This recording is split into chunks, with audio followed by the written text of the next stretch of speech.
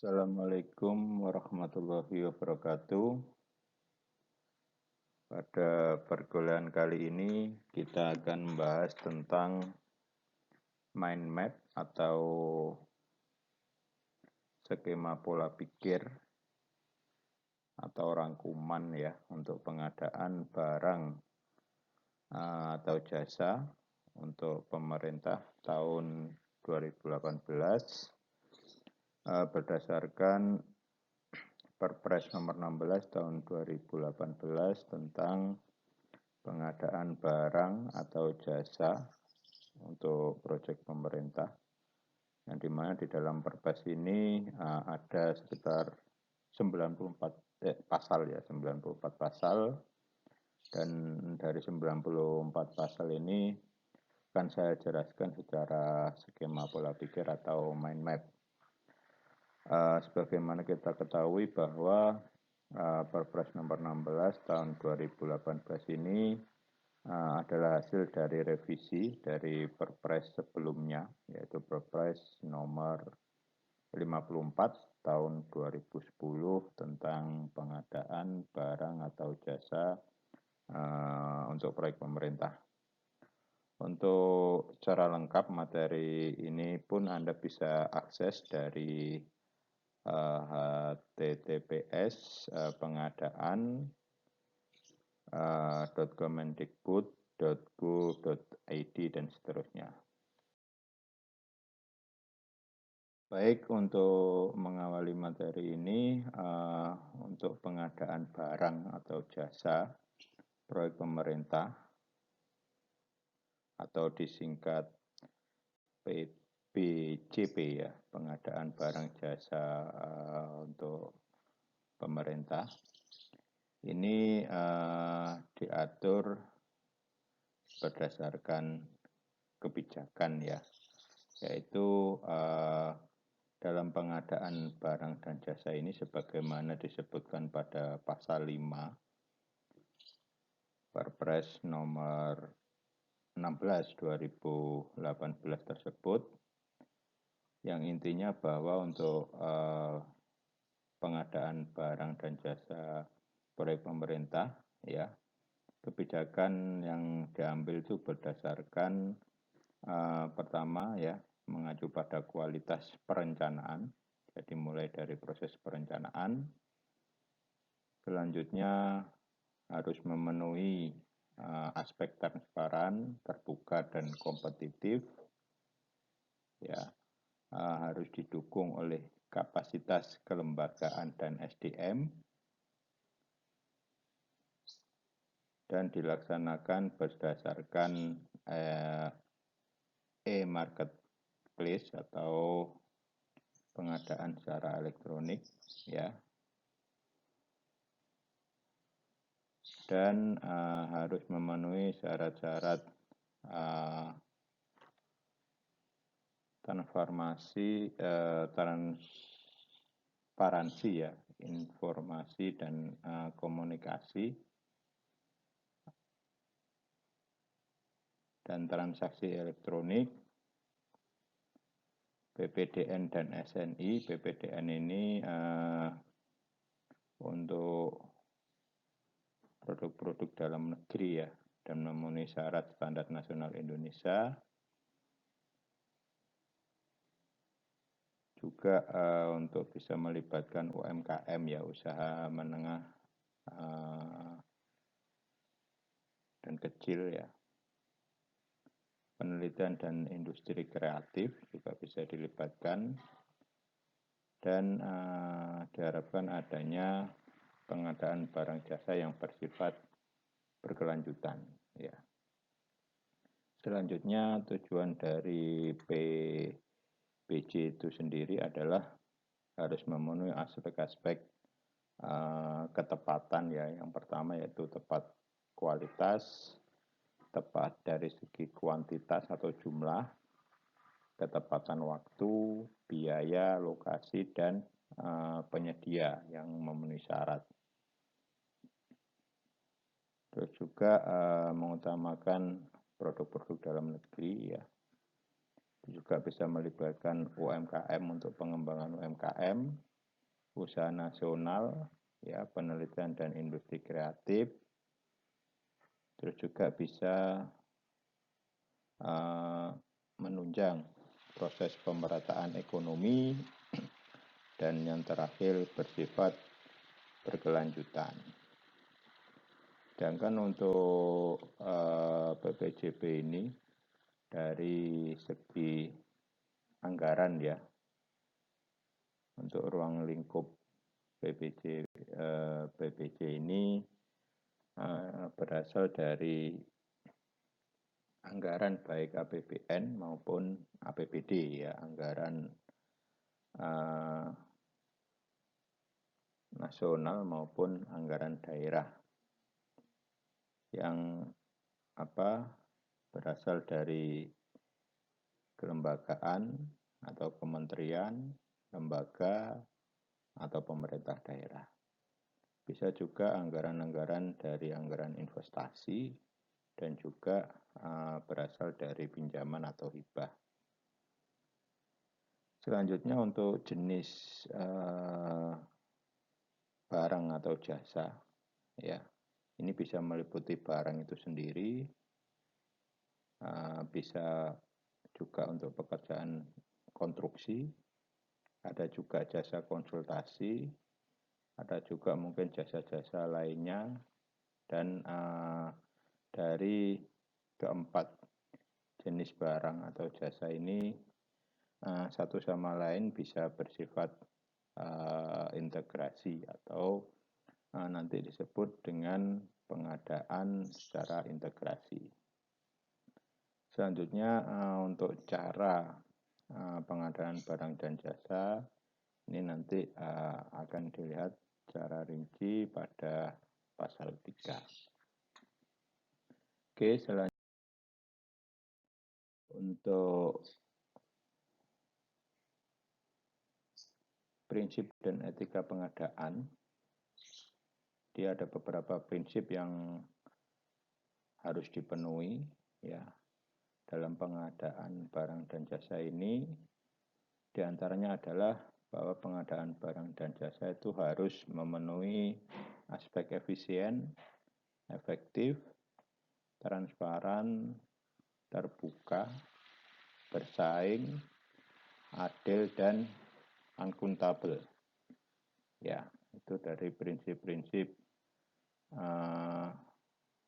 pengadaan barang dan jasa. Sedangkan untuk etika yang harus dipenuhi adalah harus memenuhi aspek-aspek tertib, tanggung jawab, ya, aspek profesional, ya, mandiri dan menjaga kerahasiaan, terutama yang terkait dengan dokumen-dokumen pengadaan, ya.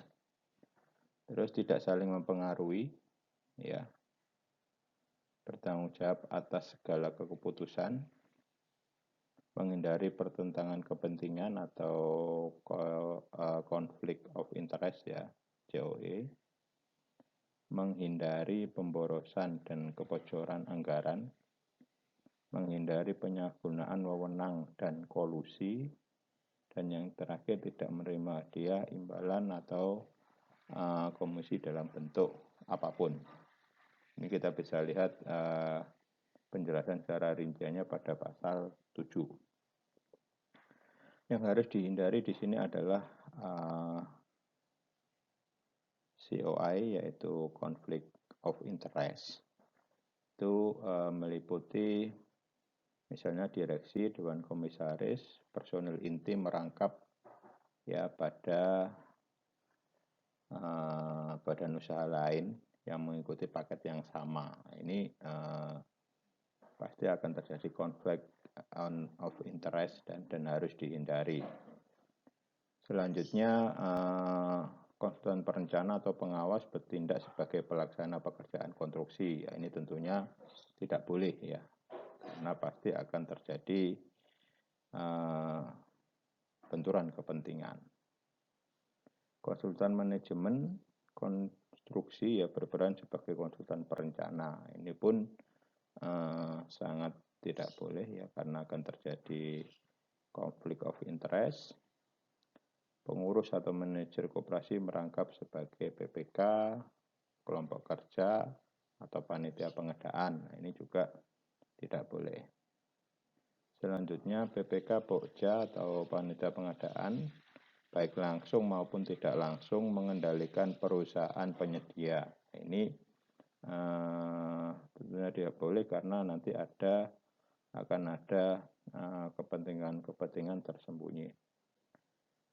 Dan yang terakhir, beberapa perusahaan yang mengikuti tender atau seleksi yang sama dikendalikan oleh pihak yang sama. Ini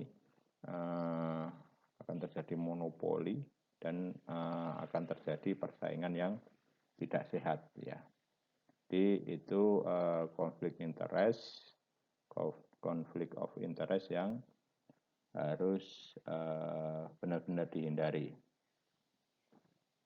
Oke, selanjutnya untuk pelaku pengadaan. Yang pertama adalah PA atau guna anggaran, ya ini dapat kita lihat pada pasal 9, yaitu untuk pelaku pengadaan barang dan jasa. Ya, di sini terdiri dari KPA atau kuasa penggunaan anggaran, disebutkan pada pasal 10. Terus ada PPK, pejabat pembuat komitmen, dijelaskan pada pasal 11. Ada pejabat pengadaan, ada Pokja atau kelompok kerja pemilihan, ada procurement agent, ya, atau penyedia, ada PPHP dan atau PJHP, ya, panitia penerima hasil pekerjaan atau penanggung jawab hasil pekerjaan. Ada penyelenggara swakelola, yaitu penyelenggara yang dilakukan secara mandiri oleh instansi atau institusi tertentu. Ya, terus ada penyedia. Ya, ini pihak-pihak yang sebagai pelaku penyediaan barang dan jasa. Di sini ada PA atau pengguna anggaran. Di sini pengguna anggaran, ya, mempunyai tugas untuk melakukan tindakan yang mengakibatkan pengeluaran anggaran, ya, jadi merupakan wewenang dari pengguna anggaran. Terus dia bisa membuat perjanjian dengan pihak lain, bisa melakukan perencanaan pengadaan, rencana umum pengadaan, konsolidasi pengadaan barang dan jasa, dan penetapan pengadaan langsung untuk tender atau seleksi ulang yang gagal. Untuk organisasi pengadaan barang jasa ini terdiri dari ada PPK, ada penyelenggara swakelola, ada pejabat pengadaan, ada PPHP dan PJPHP atau penanggung jawab penerima hasil pekerjaan, ada tim teknis, ada juga tim juri atau tim ahli, ya. PA atau pengguna anggaran juga mempunyai wewenang untuk menyatakan tender atau seleksi gagal jika memang dalam prosesnya seleksi itu mengalami kegagalan. Dan yang terakhir penetapan pemenang. Ini untuk tender atau PL Ebukarsing yang di atas 100 M, ya, atau seleksi atau PL yang di atas 10 M. Ini juga menjadi wewenang dari PA untuk penetapan pemenang. Oke, ya, untuk pelaku pengadaan yang kedua yaitu ada KPA atau kuasa pengguna anggaran, ya. Jadi di dalam sebuah institusi atau lembaga itu biasanya ada PA, ada juga KPA. Ya, jadi biasanya di institusi yang banyak itu KPA ya, kuasa pengguna anggaran, ya pimpinan tertinggi dalam institusi tersebut ya. Jadi untuk PA terkait dengan PA tadi sudah disebutkan pada pasal 9, sedangkan untuk KPA atau kuasa pengguna anggaran ini secara rinci dijelaskan pada pasal 10 ya. Nanti Anda bisa baca lebih detail.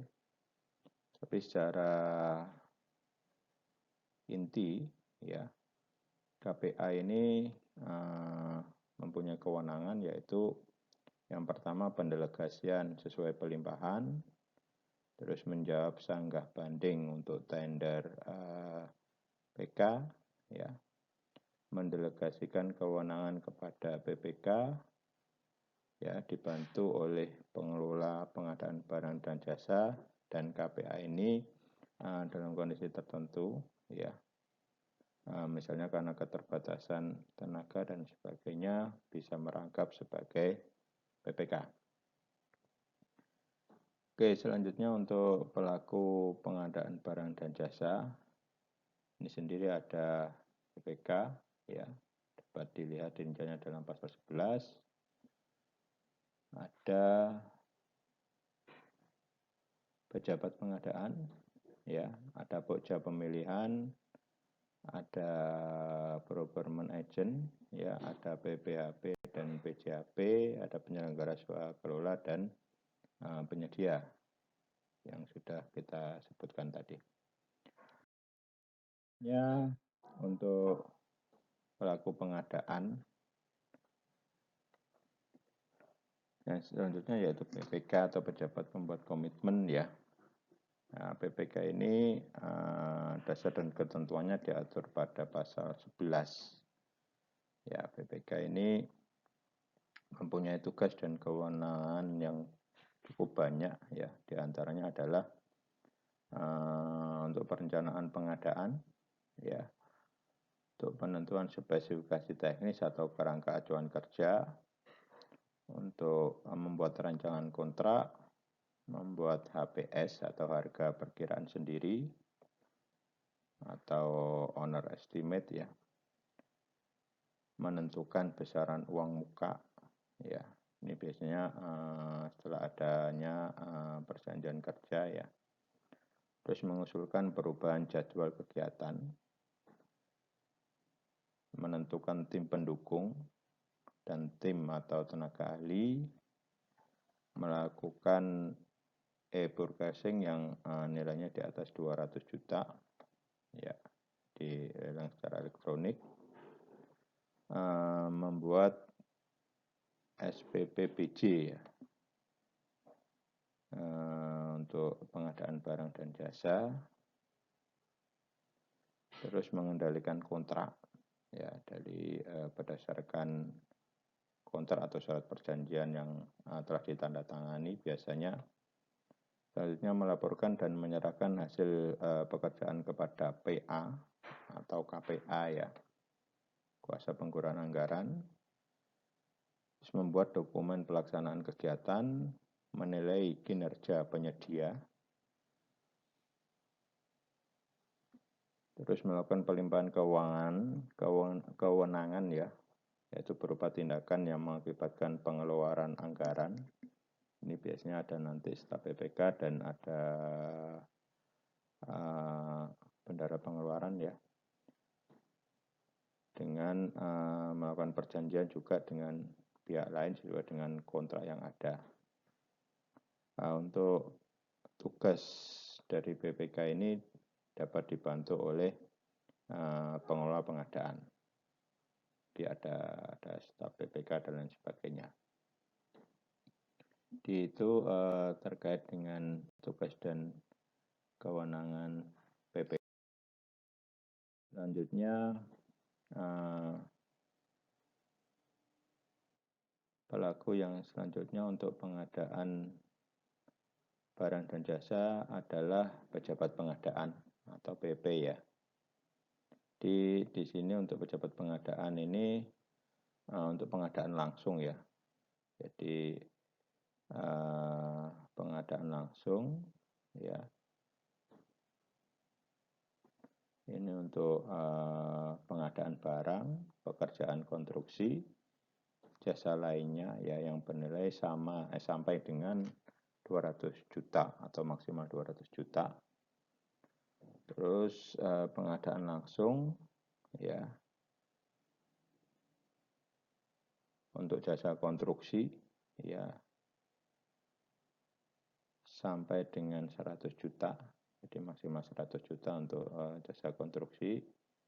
Untuk e-bookkeeping juga maksimal 200 juta atau sampai dengan 200 juta. Oke, untuk pokja pemilihan ya.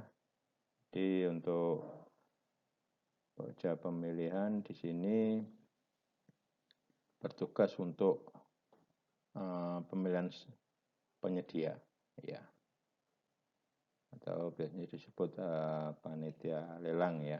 Itu ada pokja pemilihan untuk pemilihan penyedia, pemilihan penyedia untuk e-katalog ya. Jadi jika pengadaan itu melalui e-katalog, terus menetapkan pemenang sampai dengan 100 miliar ya, di mana proses pemilihan melalui lelang atau tender.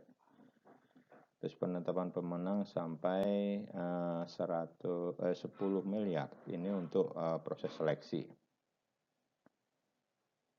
Untuk pokja pemilihan ini biasanya beranggotakan minimal 3 orang ya. Dan dapat ditambah dengan syarat jumlahnya adalah gasal atau ganjil. Dan untuk pokja pemilihan ini dapat dibantu oleh tim atau tenaga ahli.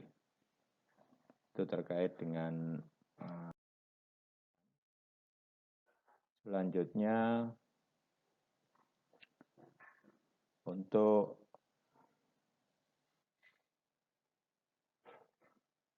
pelaku pengadaan barang dan jasa yaitu procurement agent ya. Jadi di sini pengadaan barang dan jasa dalam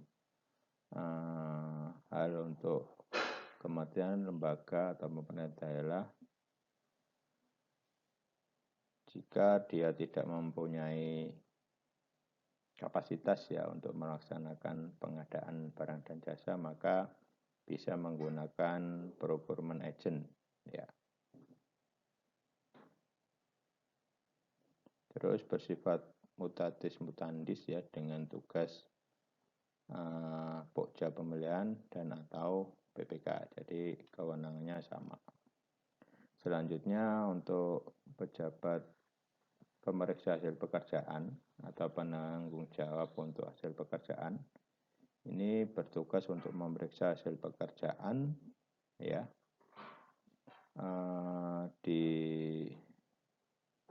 untuk pengadaan barang, pekerjaan konstruksi atau jasa lainnya sampai dengan nilai 200 juta.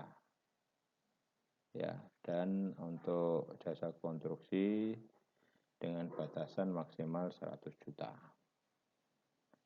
Oke, selanjutnya untuk penyedia ya atau rekanan biasanya ya. Ini bertugas untuk pertama tentunya pelaksanaan kontrak ya, melaksanakan kontrak sesuai dengan kontrak kerja apabila dia sudah terpilih menjadi pemenang. Selanjutnya menjaga atau bertanggung jawab terkait dengan kualitas barang atau jasa ya, bertanggung jawab terhadap ketepatan jumlah atau volume sesuai dengan kontrak. Terus ketepatan waktu penyerahan ya, tepat waktu sesuai dengan kontrak, dan ketepatan tempat penyerahan ya, itu pun sesuai dengan kontrak. Selanjutnya ada penyelenggara swakelola Ini ada beberapa tahap ya. Jadi swakelola ini adalah mulai dari proses persiapan, perencanaan, pelaksanaan, dan pengawasan. Ini biasanya dilakukan sendiri oleh institusi atau instansi tersebut. Ini bisa secara detail untuk tata aturannya bisa dilihat pada pasal 16. Jadi pekerjaan swakelola ini merupakan pekerjaan yang direncanakan, diadakan, dan diawasi oleh kementerian, lembaga, instansi, pemerintah daerah, atau bisa ormas dan kelompok masyarakat. Ya. Jadi untuk pekerjaan swakelola ini, ya, untuk penetapan sasarannya ini dilakukan oleh pengguna anggaran atau kuasa pengguna anggaran untuk kementerian, lembaga, atau pemerintah daerah. Ini sebagai penanggung jawab anggaran, ya. Ini bisa menggunakan pegawai dari lembaga yang bersangkutan atau juga dari yang lain dan tenaga ahli, di mana tenaga ahli tidak boleh lebih dari 50% dari tim pelaksana. Untuk kementerian, lembaga, atau pemerintah daerah lain, di sini ada tim persiapan dan pengawasan oleh PA atau KPA, tim pelaksanaan dan pimpinan oleh kementerian, lembaga, atau pemerintah daerah lain, ya. Terus yang perlu adanya dari PA maupun KPA sepakat kerjasama dengan KPL, ya, lembaga untuk kementerian, lembaga, dan pemerintah daerah. Terus BPK ini tanda tangan kontrak dengan ketua tim pelaksana. Untuk kegiatan swakelola yang dilakukan oleh ormas, ya, ini ada tim persiapan dan pengawasan oleh PA maupun KPA, tim pelaksana oleh pimpinan ormas terang bersangkutan, ya. Terus kontrak BPK dengan pimpinan ormas. Sedangkan untuk swakelola yang melibatkan kelompok masyarakat, ini ditetapkan oleh pimpinan dari kelompok masyarakat. Sasaran, tujuan, dan anggaran ditetapkan oleh pengguna anggaran. Rencana kerja, evaluasi ditetapkan oleh BPK. Sedangkan untuk kontrak BPK dilaksanakan dengan pimpinan kelompok masyarakat yang bersangkutan. Dalam kegiatan swakelola ini untuk rencana kegiatan, ya, rencana kegiatan ini dibuat oleh BPK, ya. Untuk penghitungan rencana biaya ini biasanya berdasarkan komponen biaya pelaksanaan dan pengguna anggaran di sini dapat mengusulkan standar biaya untuk masukan maupun untuk pengeluaran. Untuk sistem pembayarannya ini sudah ditentukan berdasarkan sesuai dengan undang-undang.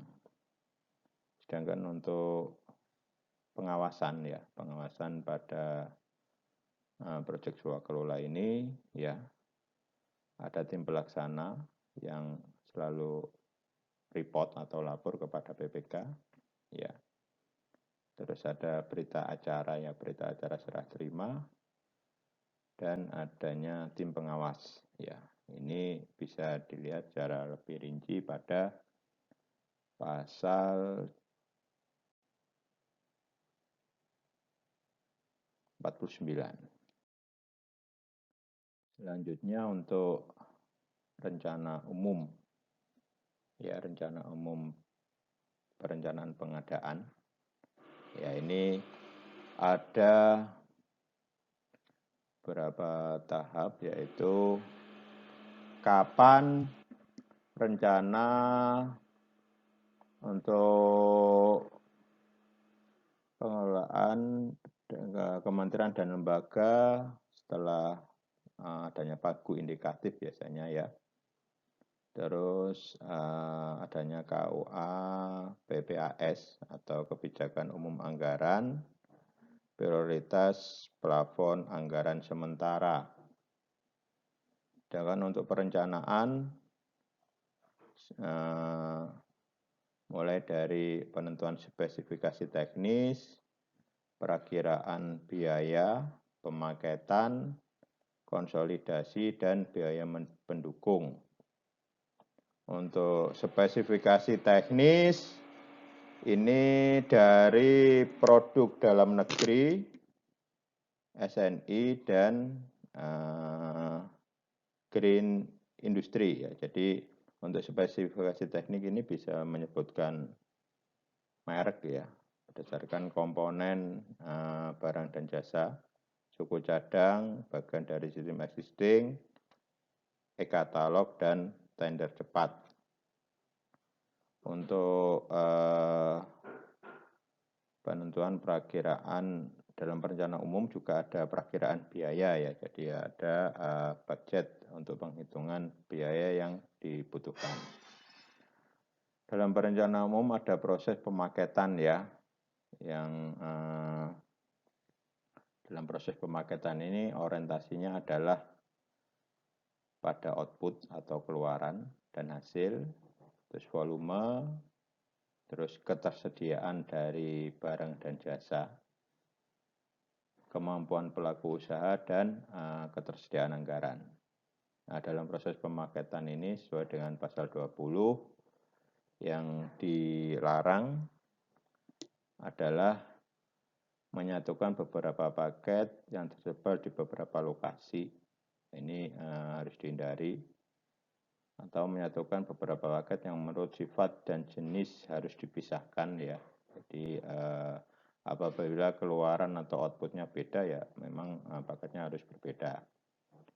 Menyatukan beberapa paket yang besar nilainya seharusnya dilakukan oleh usaha kecil. Nah, ini tentunya juga harus dihindari. Dan yang terakhir yang dilarang adalah memecah beberapa paket dengan maksud untuk menghindari lelang atau seleksi. Nah, ini pada proses pemaketan juga harus dihindari. Dalam perencanaan umum ini juga harus tersedianya biaya pendukung ya untuk perencanaan, terus adanya konsolidasi. Ini sesuai dengan pasal 21 dilaksanakan oleh PA, KPK, KPA, PPK, dan atau unit kerja ya pengadaan barang dan jasa dilakukan pada tahap perencanaan, persiapan pengadaan barang jasa, ya bisa via penyedia, dan persiapan pemilihan. Untuk pengumuman rencana umum pengadaan, ini bisa melalui SIRUP ya. SIRUP itu Sistem Informasi Rencana Umum Pengadaan ya, baik oleh kementerian atau lembaga ya.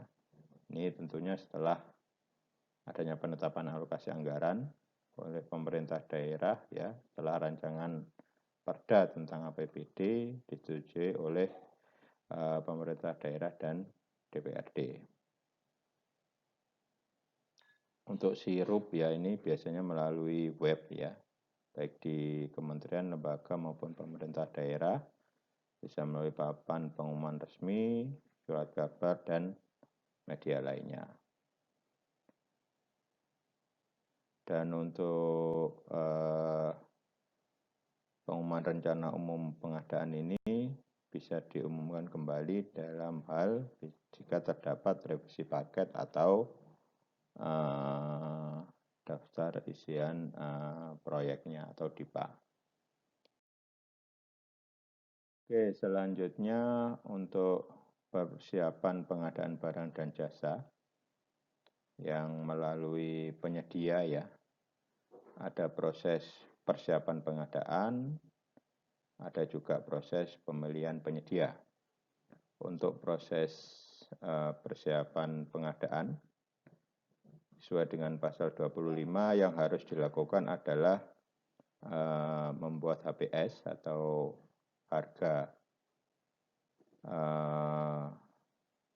perhitungan sendiri, ya, membuat rancangan kontrak, membuat spesifikasi teknis atau perencanaan acuan kerja, menentukan uang muka dan jaminan.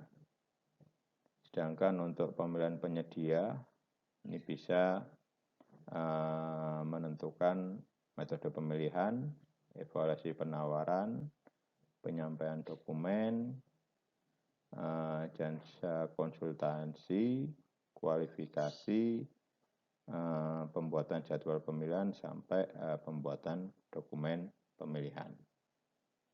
Untuk pemilihan penyedia ini nanti secara detail akan kita bahas pada pertemuan berikutnya sesuai dengan pokok bahasannya. Untuk perhitungan HPS atau harga perkiraan sendiri, ya, ini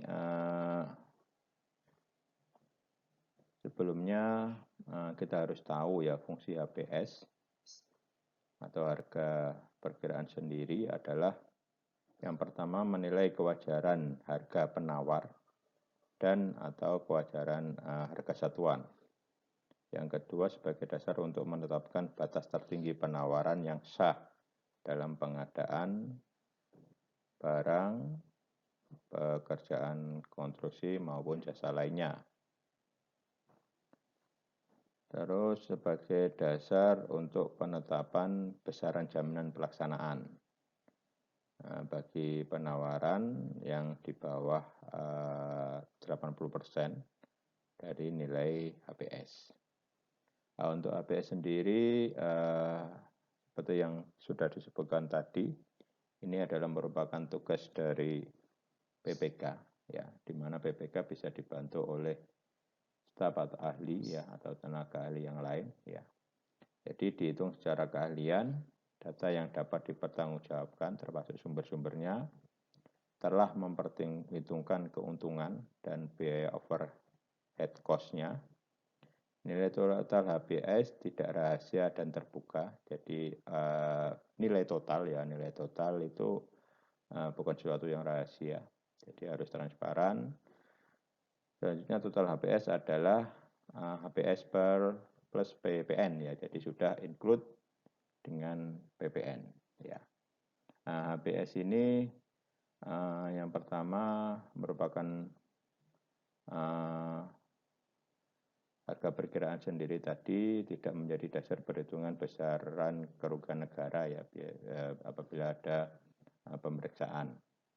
Terus penetapan HPS paling lama 28 hari kerja sebelum batas akhir pemasukan penawaran.